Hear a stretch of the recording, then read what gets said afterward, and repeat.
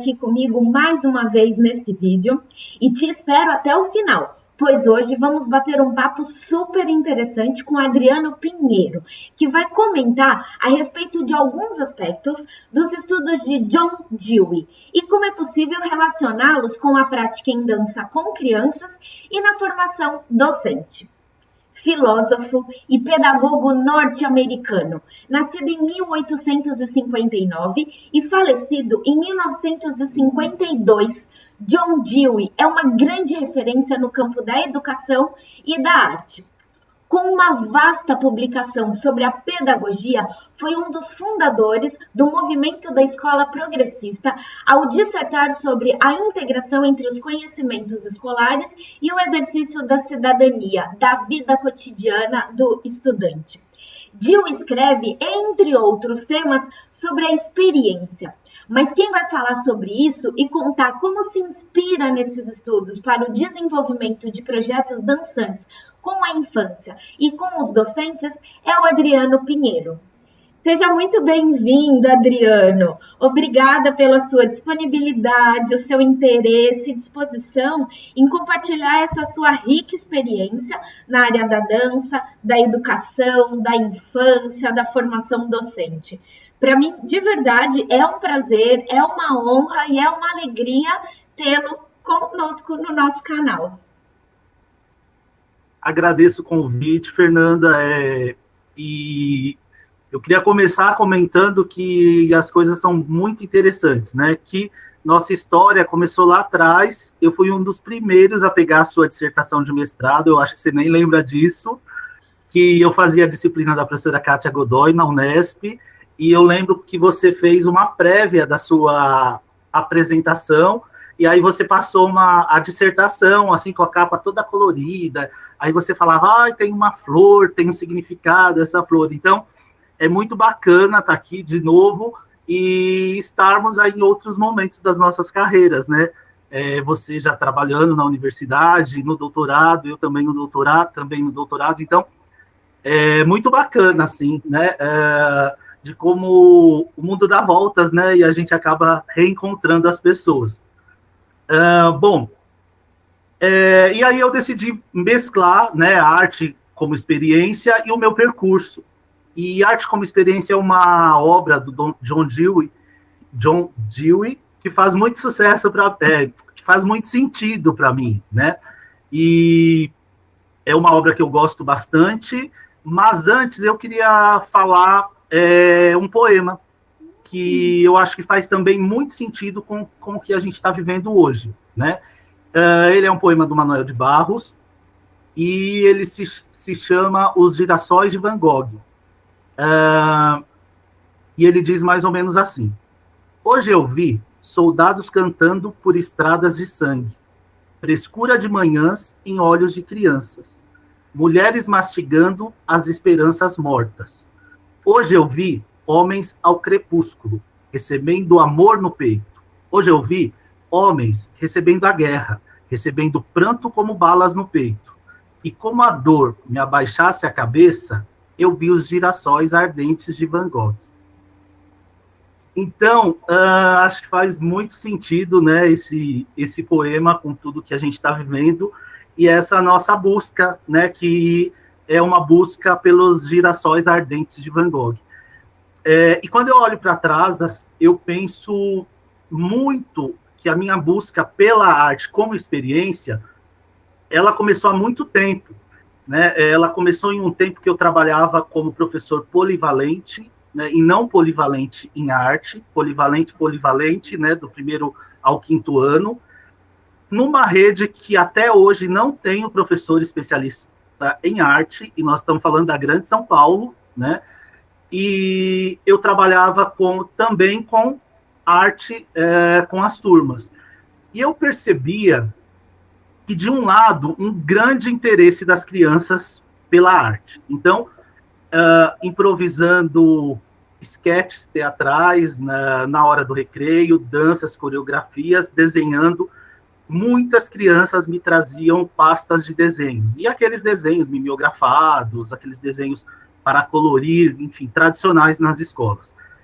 E aí eu percebia esse interesse e eu percebia que poderia fazer mais pelo trabalho com a arte na escola. E que o meu repertório ele estava se esgotando. E aí, né, ficava nesse dilema entre o que oferecer, o que proporcionar e o interesse das crianças. E eu penso que esse foi um começo já de uma busca pela arte. Bom, então eu já percebia esse interesse. E aí eu encontro já no Dewey uma relação que ele diz, em uma de suas frases, das que eu mais gosto, né? Que o pássaro constrói o ninho e o castor o dique quando as pressões orgânicas internas cooperam com o material externo, para que as primeiras se realizem e o segundo seja transformado em uma culminação satisfatória. É uma frase maravilhosa. Posso te interromper? Não tô aguentando aqui. Posso falar? Então, eu a partir dessa frase, de tudo que você trouxe, porque você já trouxe uma baita de uma aula, né? Você já trouxe um baita de um deleite. E eu, particularmente, eu gosto muito de iniciar meus cursos, palestras, aulas, com esse momento de deleite, porque quando a gente fala de formação docente e a gente não proporciona a experiência estética, a experiência artística e poética, parece que a gente está falando de dois mundos diferentes, né? E a ideia dessa playlist, da gente trazer isso para o canal, é de como a gente vai trazendo, vai dialogando, como agente docente, e essa coisa do artista docente, do professor personagem, não é uma coisa de eu vou lá, eu danço, termino, fecho a minha mala, agora eu vou dar aula. Então, eu sou artista e sou docente. E como essas coisas vão se imbricando e caminhando juntos no seu fazer, né? E é isso. Quando você traz esse poema lindo, o Manoel de Barros já é excelente, né? Mas quando você traz esse poema, esse é um dos grandes papéis da gente trabalhar arte na educação, que eu já comentei em alguns vídeos anteriores. É exatamente, o artista, ele não é uma pessoa especial, mas é uma pessoa que age de maneira especial no mundo. Por quê? É essa pessoa que vai buscar os girassóis, é essa pessoa que vai interagir com o cotidiano de maneira criativa, sensível, aberta à diferença, de maneira respeitosa, né? Então, quando a gente proporciona essa experiência estética que você já nos proporcionou, já nos brindou, a gente vai trazendo esse lugar do, então vamos buscar esses girassóis. Eu não estou negando o que está acontecendo, né? Mas eu vou interagindo de uma maneira muito mais sensível, né? E já tem tudo a ver com essa frase do Dewey e com a experiência. E só a última coisa, a gente tem o costume de achar que a arte ou está inventando as coisas, né? Que a gente está inventando a roda. E aí a gente pega um autor que, por exemplo, há uns poucos anos atrás era muito estudado, que era o Jorge La Roça, e falando de experiência. E aí a gente fica, uau! Mas na verdade ele tem um pai, que é o Walter Benjamin. Mas teve outra pessoa que falou de experiência, que foi o Dewey, né? Então é muito legal a gente ir buscando esses outros olhares e entender que um conceito, o conceito de experiência, para um autor pode ser uma coisa, para outro pode ser outra. E aí a gente sai falando as palavras, né, como se fosse tudo a mesma coisa. Então é muito legal a gente entendendo esse lugar, e é por isso que, mais uma vez, eu agradeço a sua disponibilidade e essas, né? E continue, por favor, contando esse seu percurso, porque é a partir do percurso que a gente entende as escolhas, né? Então, por favor, continue nos brindando com essa história, como é que você foi trabalhar com isso, como é que você aproximou dos estudos do Dewey e como você se conectou a isso. Então, é legal que eu penso em perpassar essas questões também aí na continuidade do nosso bate-papo e muitas coisas bacanas aí que você trouxe, que tem muita relação, né, com essa obra. E aí, quando ele traz essa questão do pássaro, né, que ele fala que as pressões orgânicas internas cooperam com o material externo. Então, isso sempre, né, na minha prática, eu penso nessa questão de como eu organizo aquele material externo, como eu penso esse momento para que essas pressões orgânicas elas encontrem reverberação, né, no espaço, nos objetos, enfim, nessa busca, né, pela experiência. E aí, eu comecei, né, a estudar arte e educação, porque eu percebia, né, esse interesse, eu percebia um repertório se esgotando. No começo, eu fui para técnicas, né, eu achava que seriam técnicas de artes visuais, por exemplo, mas o nosso repertório esgota em algum momento. E aí eu comecei a ter um contato intenso com os referenciais bibliográficos da área.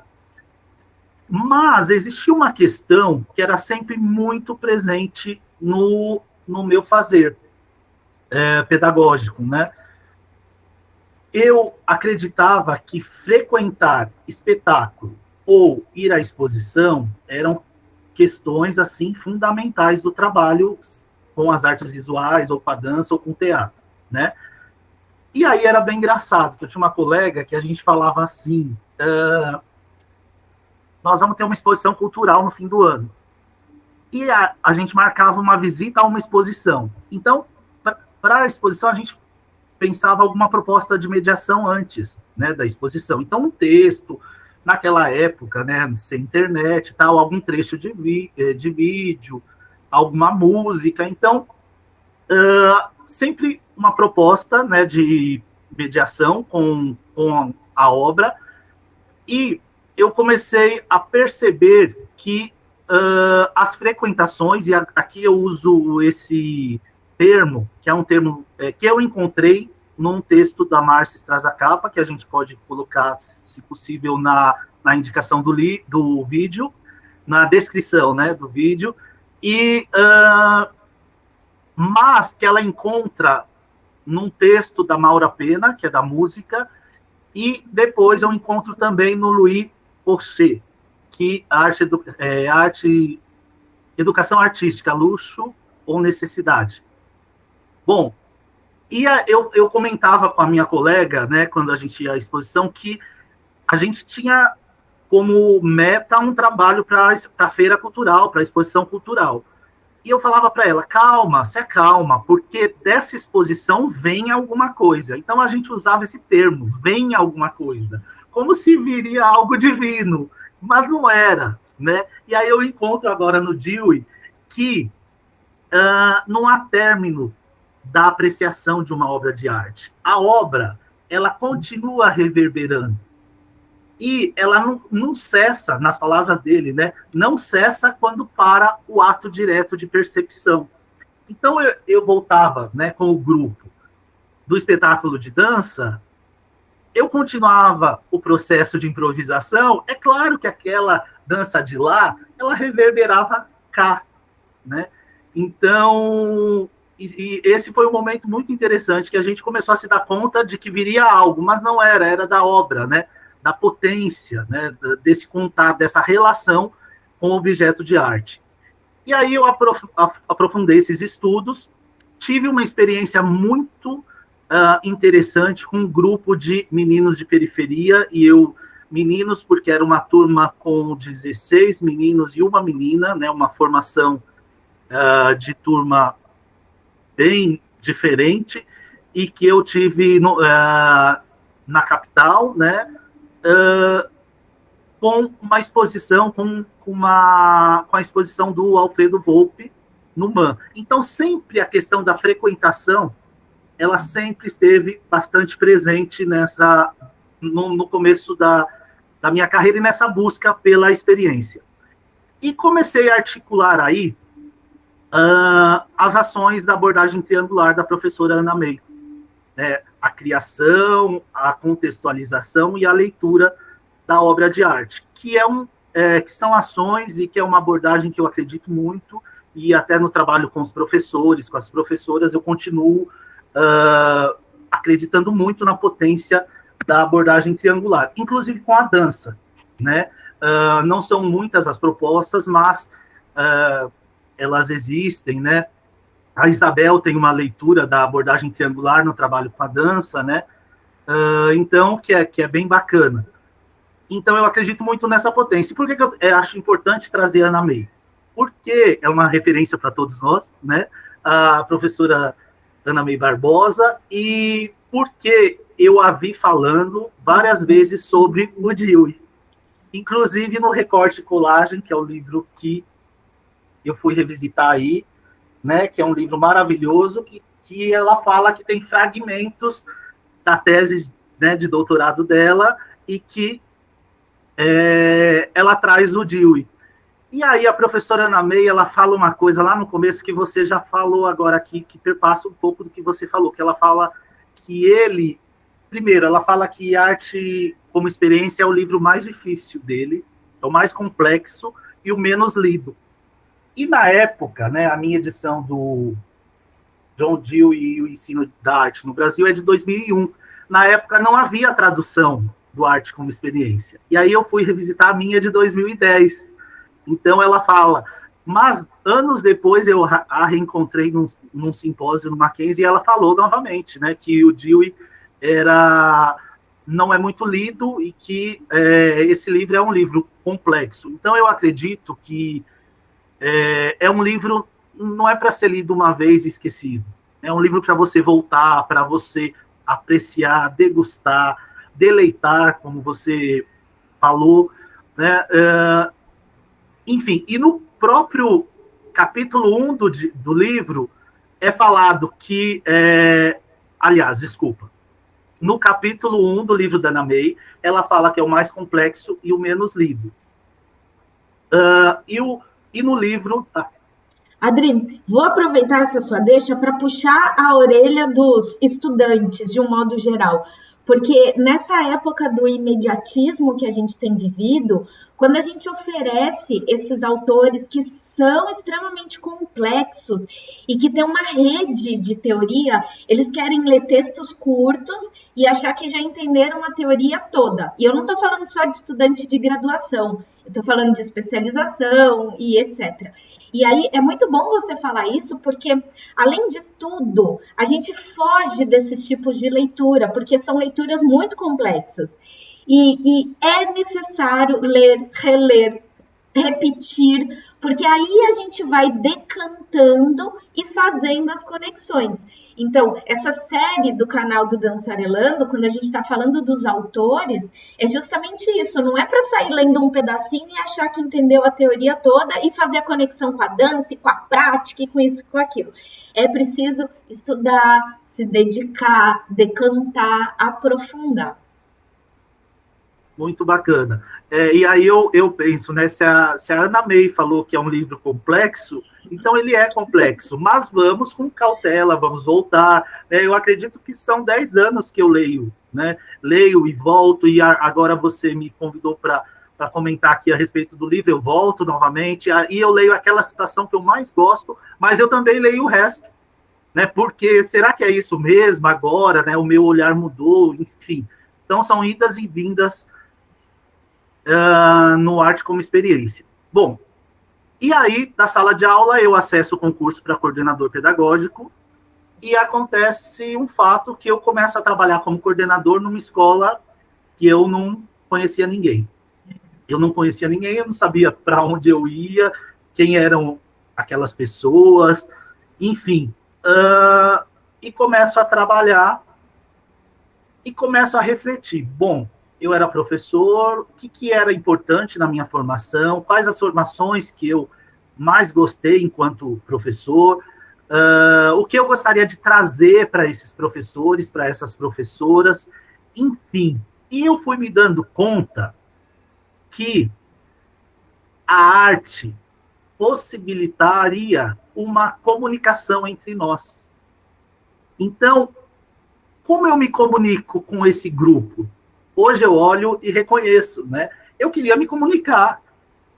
E eu falo só sobre mim? Será que seria tão interessante assim? Mas e se eu levo a obra de arte? E aí a gente estabelece uma comunicação. E a gente começou a se comunicar. Na dança, não. Nas artes visuais, Eu lembro que a primeira parada pedagógica, chamou assim, nós trabalhamos com fotografia, eu montei uma exposição do Sebastião Salgado, né, com reproduções da obra dele, que está agora no Sesc Pompeia, com a Amazônia. Levei fotos, montei na sala de leitura, tal, com a ajuda das pessoas, e fizemos fotografia, e no outro dia eu levei as fotos reveladas que ocuparam o lugar das fotos do Sebastião Salgado. Enfim, essa foi a primeira. Mas aí fotografia, música, outras artes visuais, frequentaram aí a nossa formação. E aí eu encontro no Dewey também uma explicação com relação a isso, né? Quando ele coloca que, no fim das contas, as obras de arte são os únicos meios de comunicação completa e desobstruída entre os homens, os únicos possíveis de ocorrerem em um mundo cheio de abismos e muralhas, que restringem a comunhão da experiência. Então, e ainda ele completa, né? Quando a arte fala, rompe as barreiras entre os idiomas. E no livro é bacana que ele dá vários exemplos, né? Da questão, né, do idioma e de como a arte independente do idioma, né?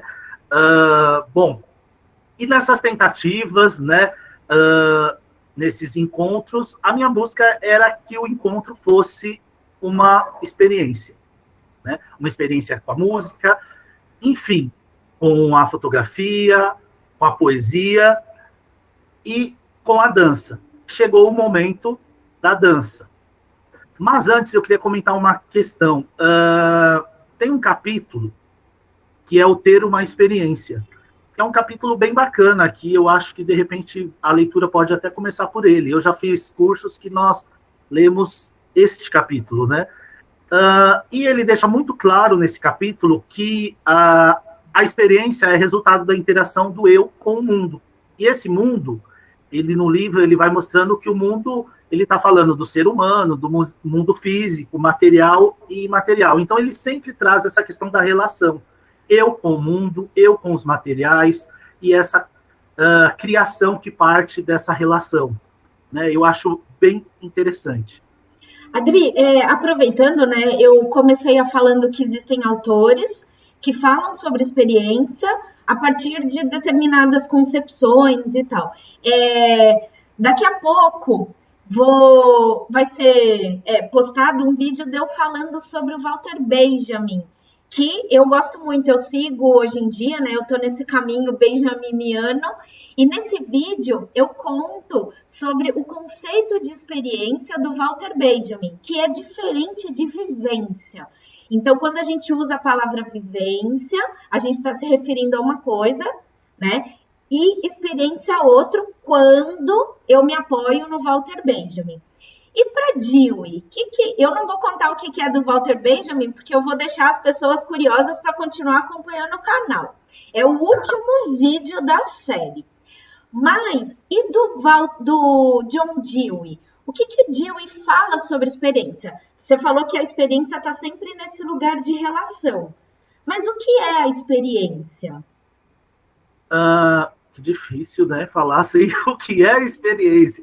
Mas, enfim, eu acho que eu vou trazer algumas pistas dessa construção. Eu pensei muito nisso, né?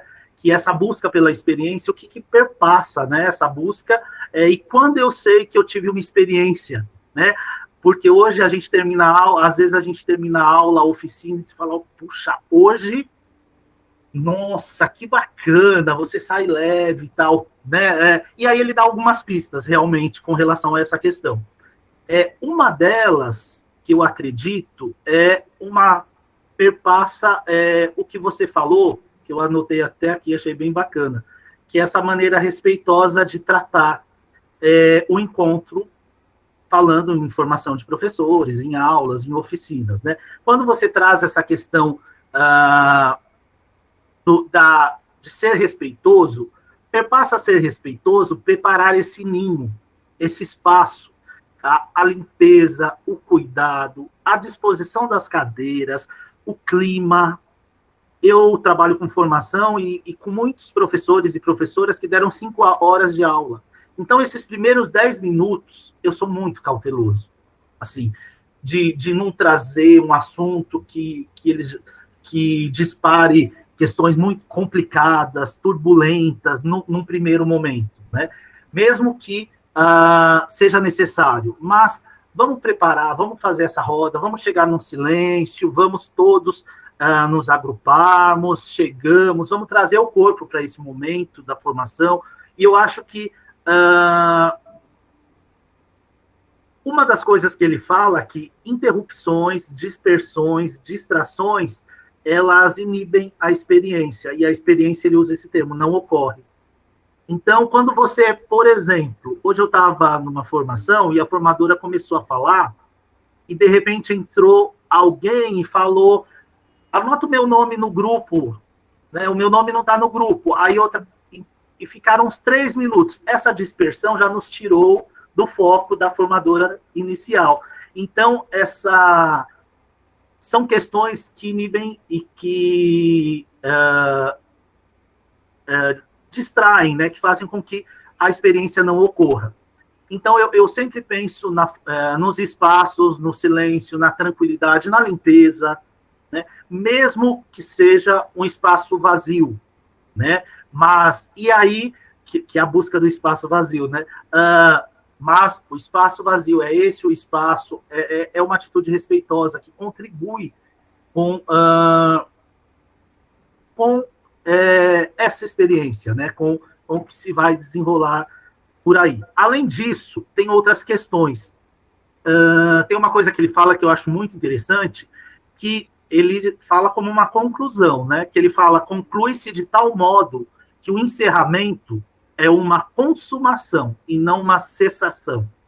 Então, quando ele traz essa ideia, e aí eu penso sempre quando a gente tem uma experiência, um trabalho corporal, uma improvisação, e que você percebe que deu aquele momento de pá, e não é para falar mais nada. Cada um para sua casa, amanhã a gente comenta. Então, quando ele traz essa palavra consumação e não cessação, isso me lembra muito, e a gente percebe quando a gente teve essa experiência, né? Quando você com essa sensação, né? Quando o trabalho ele é interrompido sem atingir esse momento, né? Esse estágio, enfim. Adri, então, assim, só para ver se eu estou acompanhando, né? Então, quando a gente está falando de experiência, segundo o John Dewey, a experiência, então, é uma situação, essa palavra não é muito boa, né? Onde acontece esse mergulho, que você está pleno, está presente naquilo que está acontecendo, com todos os seus sentidos, né? E que quando encerra, ele não encerra. Essa situação continua reverberando, continua decantando, existe esse deleite durante e esse deleite que vai acontecendo no depois, né? E é isso? Muito bacana, exatamente. Eu penso que na leitura e na interpretação que eu faço, eu acredito que sim.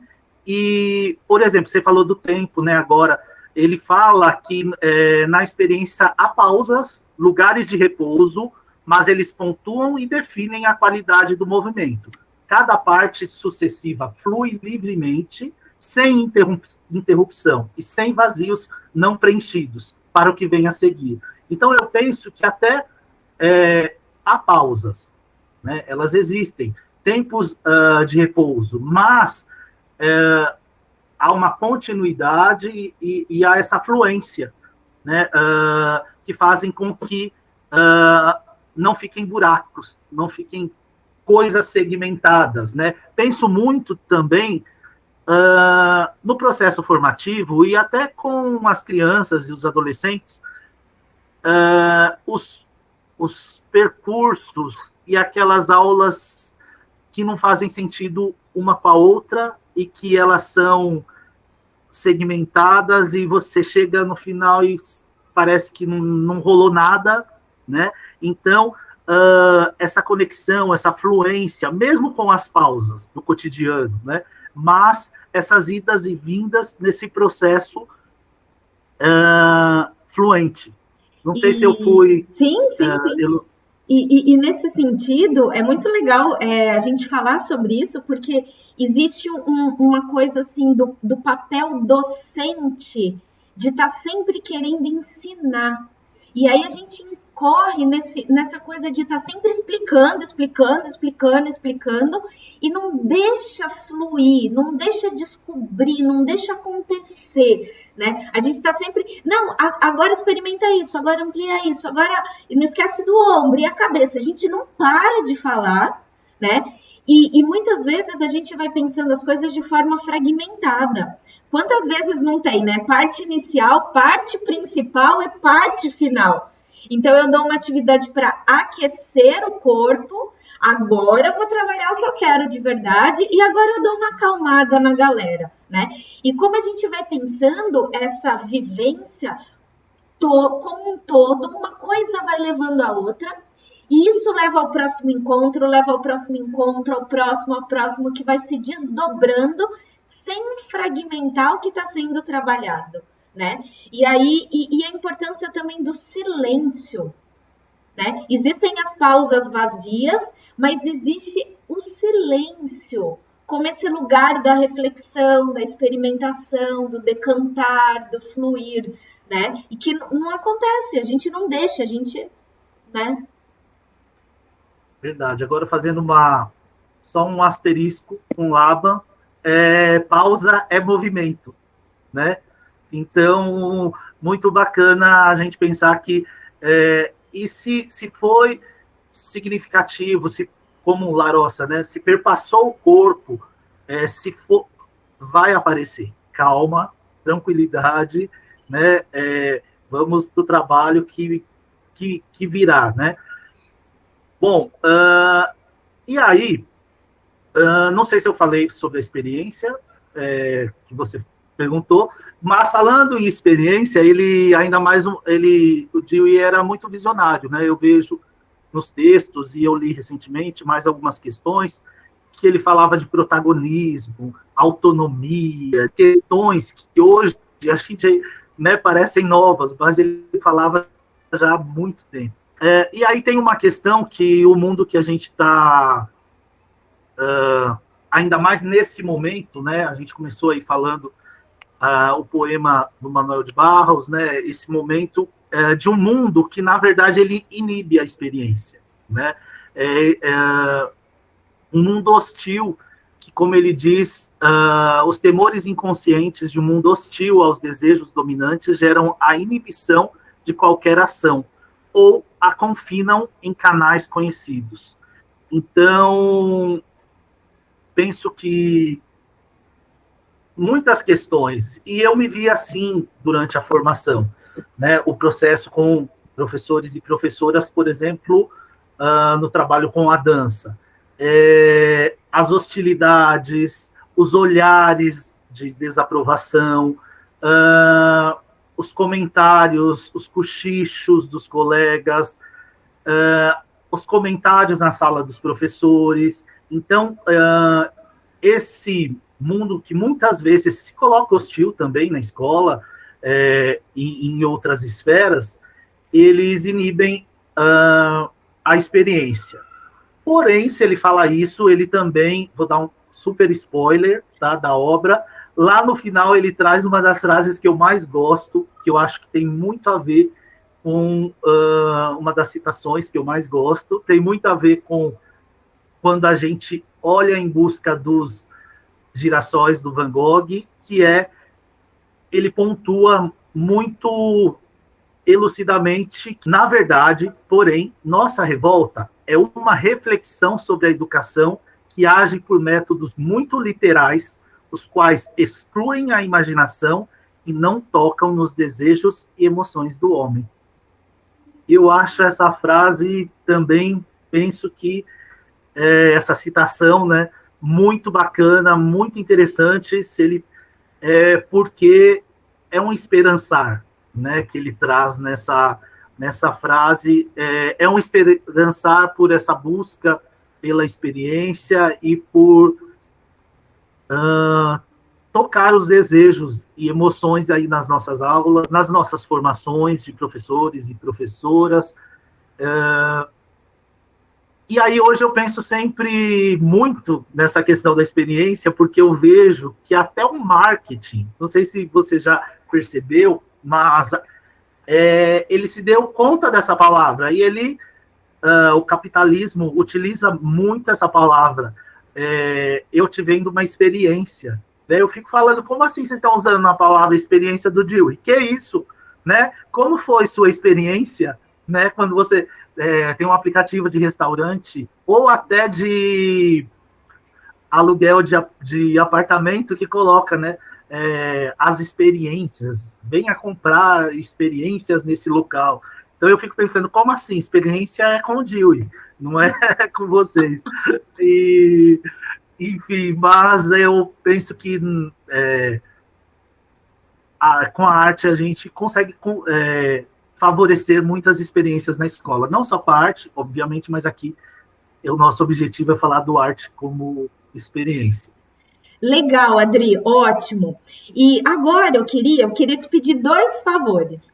Eu queria que você desse alguns exemplos bem práticos mesmo, de como a gente pode usar alguns desses conceitos do John Dewey na nossa prática, no nosso fazer com as crianças ou na formação docente. Você já deu várias pistas, né, de preparar o espaço, preparar essa experiência, não interromper, e também essa finalização, ser uma finalização que permite essa continuação, né, essa reverberação. Você já deu algumas pistas, algumas dicas. Eu queria ver se você tem mais dicas de como trabalhar diretamente. E outra, se eu quiser começar a estudar o Dewey, por onde eu começo? Já que esse livro é tão complexo, existe algum outro autor que fala dele, que vai me introduzir? Ou tem algum texto do próprio Dewey que vai me ajudando? Então, eu queria que você comentasse um pouquinho essas 2 coisas. Legal. Então, Fernanda, eu penso que, além de algumas questões, né, que você destacou aí nesse momento, agora sobre a prática, são muitas questões, né, porém vou sintetizar aí numa 5. Eu acredito que no caso do professor e da professora de arte, frequentar espetáculos, exposições, eu acho que o contato real com a obra, e aí é muito importante, né? Eu lembro agora sempre que eu falo isso, eu lembro da Miriam Celeste Martins, né? Que coloca essa questão também, né? Ela coloca que o contato com a obra real é imprescindível, né? Então, a gente sabe das situações, porém, de repente, no próprio bairro, né, o que temos aqui, o que podemos para favorecer esse contato real, né, com a obra, com os cheiros, com as texturas, né, com as artes plásticas e com os espetáculos, né, a respiração, o suor, a sala de espetáculos, sentar, aquela expectativa.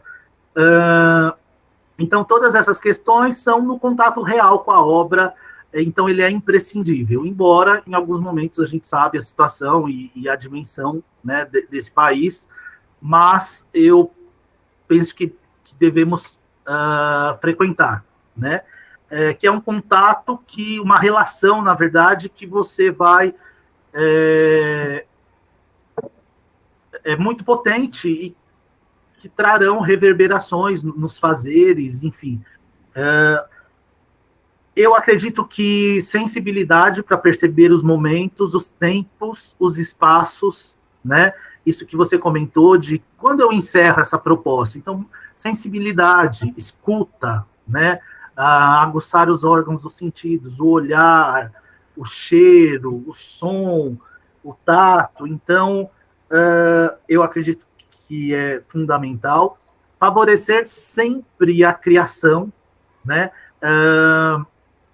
Penso que repertoriar é muito bacana, precisamos de exemplos, de e de ideias, e é muito bacana, e o processo de imitação, no primeiro momento, ele pode acontecer, mas criar é muito bacana, estar atento à escuta do grupo, né, nesse processo, e escuta no sentido amplo, né, corporalmente falando, e então, essas são algumas questões, além das questões, né, do cuidado, do respeito, do espaço, tantas outras coisas, né, que o Dewey aponta, e que, enfim, para começar, eu acredito que o livro da Anna May é muito bacana, né, ele se chamava Recorte e Colagem, né, agora ele é John Dewey e o ensino da arte no Brasil, e penso também, quando eu estava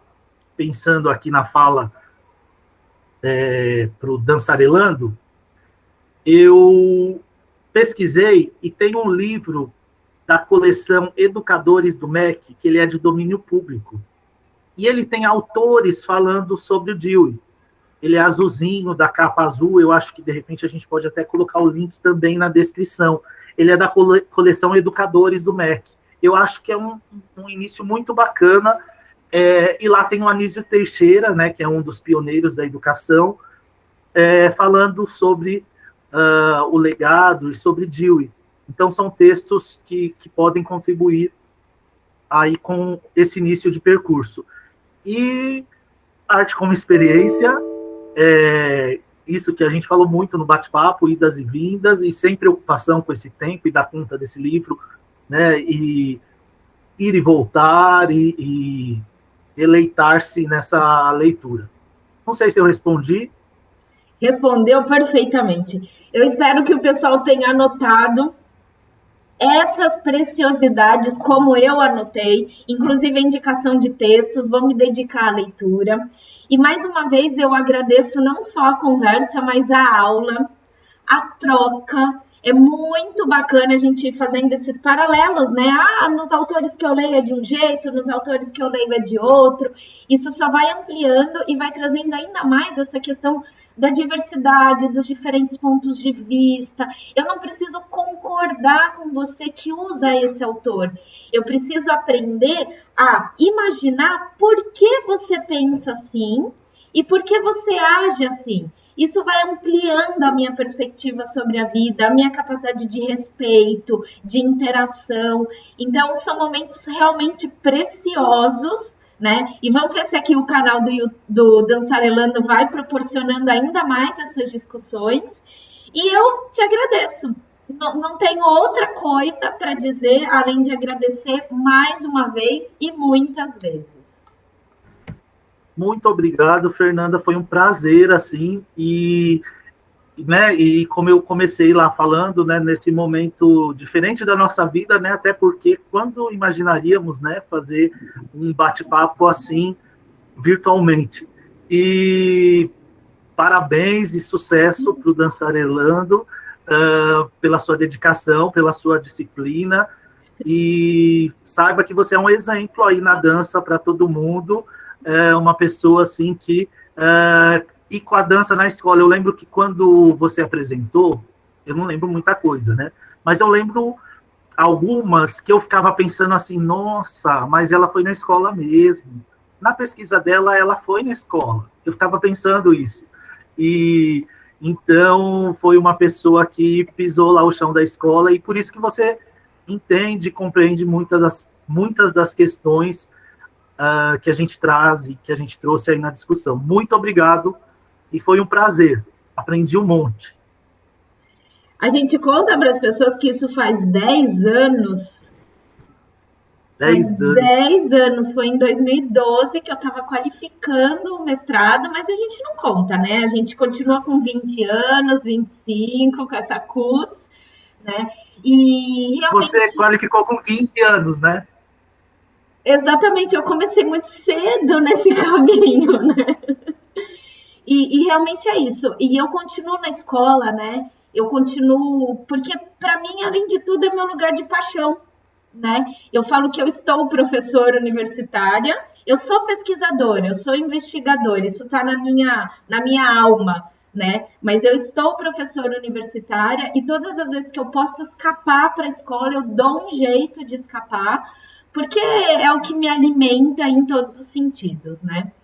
E é isso. Essa série continua, a gente está na metade do caminho. Eu já dei um spoiler que tem vídeo do Walter Benjamin, vai ter a professora Patrícia falando sobre sociologia da infância e a dança. Tem muita coisa para acontecer. Então eu continuo esperando vocês, acompanhando o canal. Agradeço e até!